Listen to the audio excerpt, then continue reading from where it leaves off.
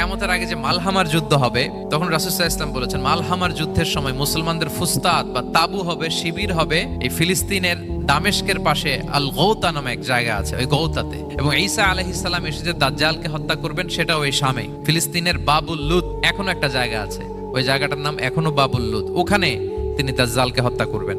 এবং সেখানে একটা সাদা মিনারা আছে, ফেরেশতার পাখায় ভর করে ঈসা আলাইহিস সালাম তখন সেখানে নেমে আসবেন।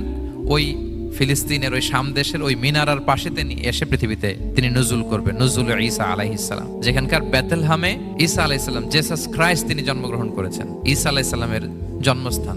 তাহলে 3 জাইতুনের শপথের মাধ্যমে মূলত আল্লাহ তাআলা ঈসা আলাইহিস সালামের জন্মস্থানের শপথ করেছেন, কারণ সেখান থেকে ওহী বিচ্ছুরিত হয়েছে, ওনার কাছে ইনজিল নাজিল হয়েছিল।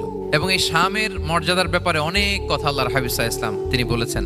আল্লাহ রাসূল সাল্লাল্লাহু আলাইহি ওয়াসাল্লাম যখন মেরাজে যান, তখন মক্কা থেকে এই শাম দেশে ফিলিস্তিনের বাইতুল মাকদাসে রাসূল সাল্লাল্লাহু আলাইহি ওয়াসাল্লামকে নিয়ে যাওয়া হয়েছে।